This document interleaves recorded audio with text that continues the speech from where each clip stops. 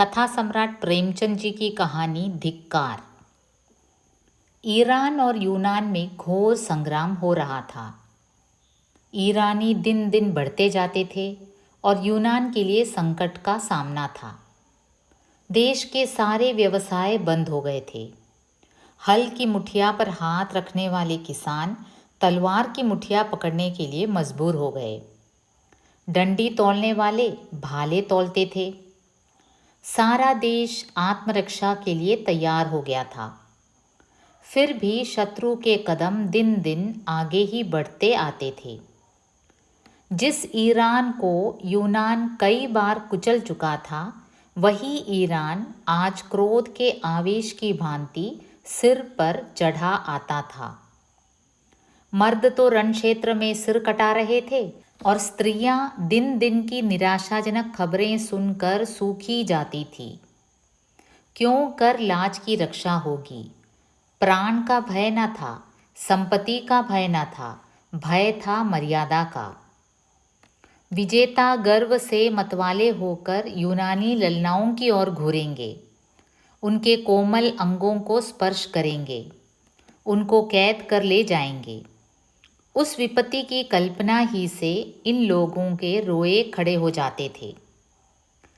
आखिर जब हालत बहुत नाजुक हो गई तो कितने ही स्त्री पुरुष मिलकर डेल्फी के मंदिर में गए और प्रश्न किया, देवी, हमारे ऊपर देवताओं की यह वक्र दृष्टि क्यों है? हमसे ऐसा कौन सा अपराध हुआ है? क्या हमने नियमों का पालन नहीं किया, कुर्बानियाँ नहीं की, व्रत नहीं रखे? फिर देवताओं ने क्यों हमारे सिरों से अपनी रक्षा का हाथ उठा लिया? पुजारी ने कहा, देवताओं की असीम कृपा भी देश को द्रोही के हाथ से नहीं बचा सकती। इस देश में अवश्य कोई न कोई द्रोही है। जब तक उसका वध न किया जाएगा, देश के सिर से यह संकट न टलेगा। देवी, वह द्रोही कौन है? जिस घर से रात को गाने की ध्वनि आती हो, जिस घर से दिन को सुगंध की लपटें आती हो, जिस पुरुष की आंखों में मद की लाली झलकती हो, वही देश का द्रोही है। लोगों ने द्रोही का परिचय पाने के लिए और भी कितने ही प्रश्न किए, पर देवी ने कोई उत्तर न दिया। यूनानियों ने द्रोही की तलाश करनी शुरू की। किसके घर में से रात को गाने की आवाज़ें आती हैं? सारे शहर में संध्या होते स्यापा सा छा जाता था। अगर कोई आवाज़ सुनाई देती थी तो रोने की, हंसी और गाने की आवाज़ कहीं न सुनाई देती। दिन को सुगंध की लपटें किस घर से आती है? लोग जिधर जाते थे उधर से दुर्गंध आती थी। गलियों में कूड़े के ढेर पड़े थे। किसे इतनी फुर्सत थी कि घर की सफाई करता, घर में सुगंध जलाता? धोबियों का अभाव था, अधिकांश लड़ने चले गए थे, कपड़े तक न धुलते थे। इत्र फुलेल कौन मलता? किसकी आंखों में मद की लाली झलकती है? लाल आंखें दिखाई देती थी, लेकिन यह मद की लाली न थी, यह आंसुओं की लाली थी। मदिरा की दुकानों पर खां उड़ रही थी। इस जीवन और मृत्यु के संग्राम में विलास की किसे सूझता? लोगों ने सारा शहर छान मारा, लेकिन एक भी आंख ऐसी नजर न आई जो मद से लाल हो। कई दिन गुजर गए। शहर में पल पल भर पर रण क्षेत्र से भयानक खबरें आती थी और लोगों के प्राण सूखे जाते थे। आधी रात का समय था। शहर में अंधकार छाया हुआ था, मानो श्मशान हो। किसी की सूरत न दिखाई देती थी।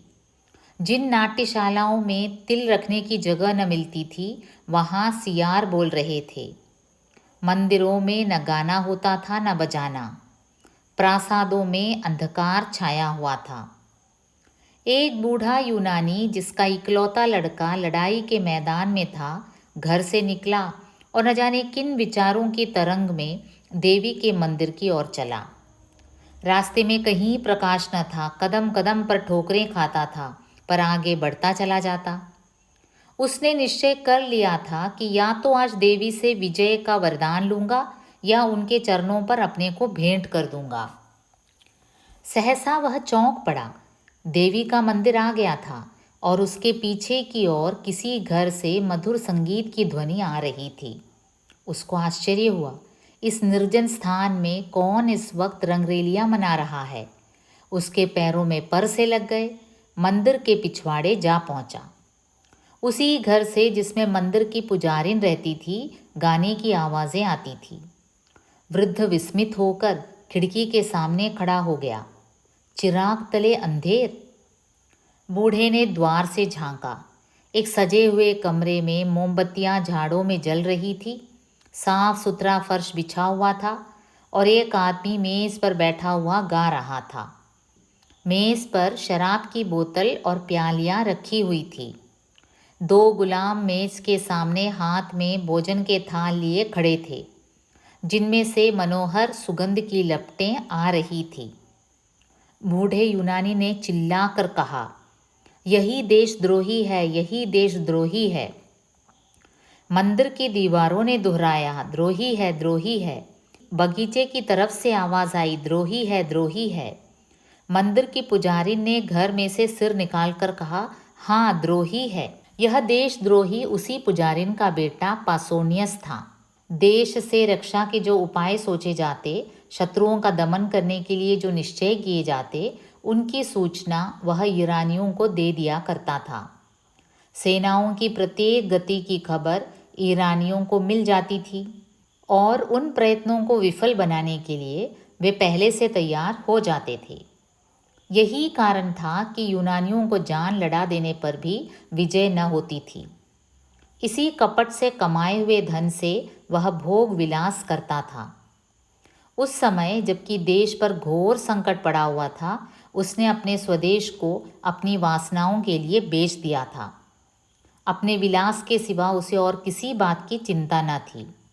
कोई मरे या जिए, देश रहे या जाए, उसकी बला से केवल अपने कुटिल स्वार्थ के लिए देश की गर्दन में गुलामी की बेड़ियां डलवाने पर तैयार था। पुजारिन अपने बेटे के दुराचरण से अनभिज्ञ थी। वह अपनी अंधेरी कोठरी से बहुत कम निकलती, वहीं बैठी जप तप किया करती थी।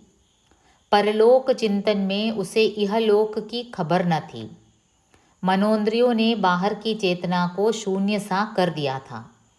वह इस समय भी कोठरी के द्वार बंद किए देवी से अपने देश के कल्याण के लिए वंदना कर रही थी कि सहसा उसके कानों में आवाज़ आई, यही द्रोही है, द्रोही है। उसने तुरंत द्वार खोलकर बाहर की ओर झांका। पोसोनियस के कमरे में प्रकाश की रेखाएं निकल रही थी और उन्हीं रेखाओं पर संगीत की लहरें नाच रही थी। उसके पैर तले से ज़मीन सी निकल गई। कलेजा धक से हो गया। ईश्वर, क्या मेरा बेटा देशद्रोही है? आप ही आप किसी अंत प्रेरणा से पराभूत होकर वह चिल्ला उठी, हाँ, यही देशद्रोही है। यूनानी स्त्री पुरुष झुंड के झुंड उमड़ पड़े और पोसोनियस के द्वार पर खड़े होकर चिल्लाने लगे, यही देशद्रोही है। पोसोनियस के कमरे की रोशनी ठंडी हो गई थी। संगीत भी बंद था, लेकिन द्वार पर प्रतिक्षण नगरवासियों का समूह बढ़ता जाता था और रह रहकर सहस्रों कंठों से ध्वनि निकलती थी, यही देशद्रोही है।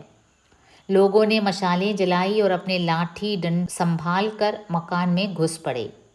कोई कहता था सिर उतार लो, कोई कहता था देवी के चरणों पर बलिदान कर दो। कुछ लोग उसे कोठे से नीचे गिरा देने पर आग्रह कर रहे थे। पोसोनियस समझ गया कि अब मुसीबत की घड़ी सिर पर आ गई। तुरंत जीने से उतरकर नीचे की ओर कहीं शरण की आशा न देखकर देवी के मंदिर में जा घुसा। अब क्या किया जाए? देवी की शरण जाने वाले को अभयदान मिला जाता था। परंपरा से यही प्रथा थी।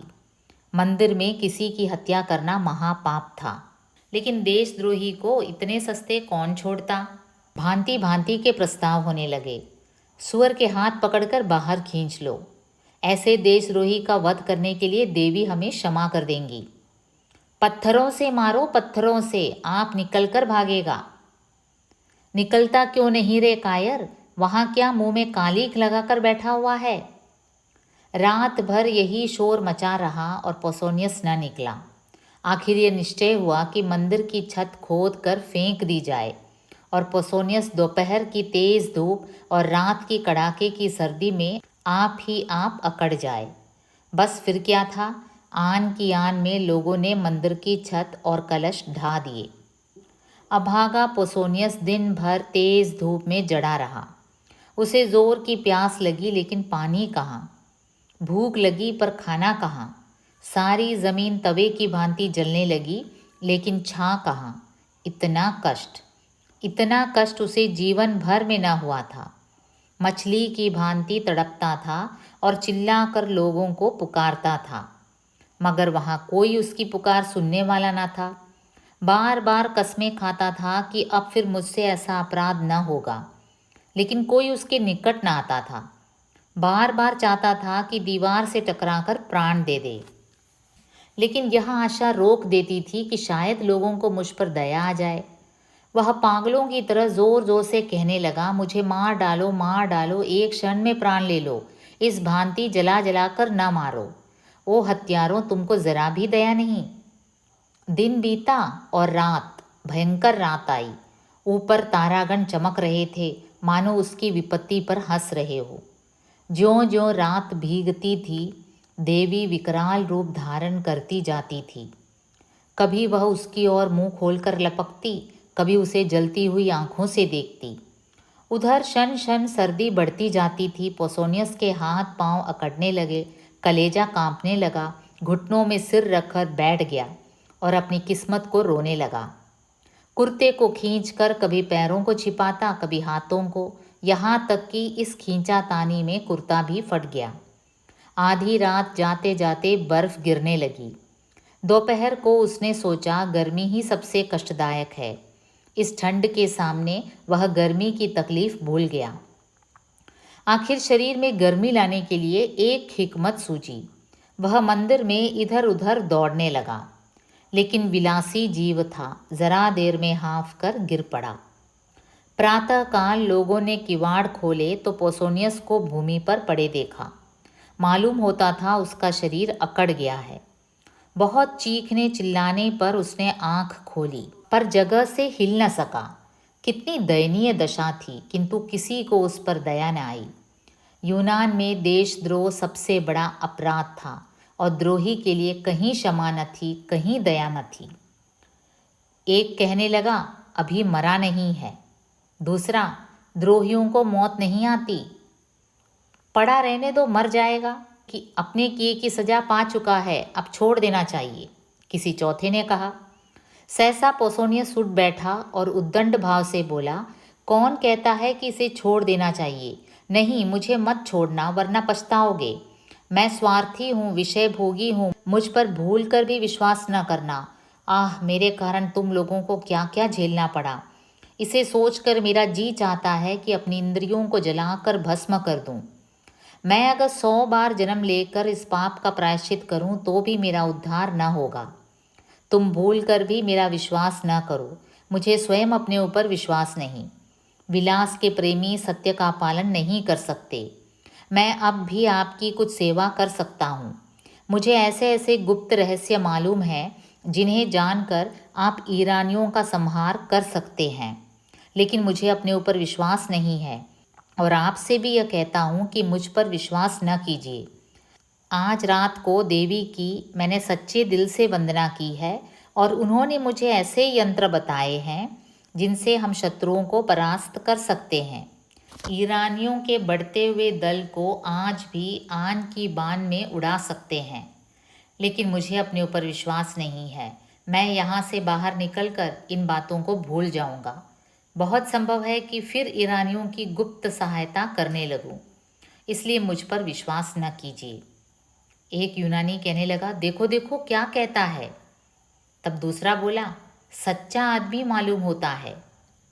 तीसरा बोला, अपने अपराधों को आप स्वीकार कर रहा है, इसे क्षमा कर देना चाहिए और वह सब बातें पूछ लेनी चाहिए। चौथा बोला, देखो यह नहीं कहता कि मुझे छोड़ दो, हमको बार बार याद दिलाता जाता है कि मुझ पर विश्वास न करो। रात भर के कष्ट ने होश ठंडे कर दिए, अब आंखें खुली हैं। तब पोसोनियस बोला, क्या तुम लोग मुझे छोड़ने की बातचीत कर रहे हो?